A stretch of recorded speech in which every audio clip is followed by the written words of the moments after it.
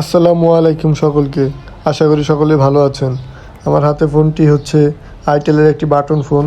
এই ফোনটির সমস্যা হচ্ছে চার্জ হয় না। আমিও চার্জে লাগিয়ে চেক করে দেখলাম আসলে চার্জ হচ্ছে না। তারপর সেটটি সুন্দরভাবে খুলে ফেলে দেখি যে চার্জিং পোর্টটা অনেক ময়লা হয়ে আছে এবং লাইনগুলো ঠিকমতো পাচ্ছে না। তারপর আমি সুন্দরভাবে চার্জিং পোর্টটা পরিষ্কার করি এবং চার্জিং পোর্টটা খুলে ফেলি। এখন আমি চার্জিং পোর্টটা ঝালাই করে রাং ধরিয়ে দিচ্ছি।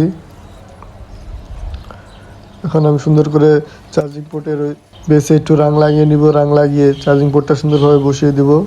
তারপর আমি হট গানের হিট দিয়ে চার্জিং পোর্টটা বসিয়ে নেব। চার্জিং পোর্টটা বসানো শেষ হলে আমি টাতাল দিয়ে ঝালাই করে দেব। ঝালাই করে দেওয়ার পর থিনার দিয়ে পরিষ্কার করে চার্জে লাগিয়ে দেখব যে চার্জিং পোর্টটা লাগানো ঠিক আছে কিনা। হ্যাঁ, আপনারা দেখতেই পাচ্ছেন যে চার্জ হচ্ছে। সমস্যাটি সমাধান হয়ে গেছে। ধন্যবাদ সকলকে ভিডিওটি দেখার জন্য।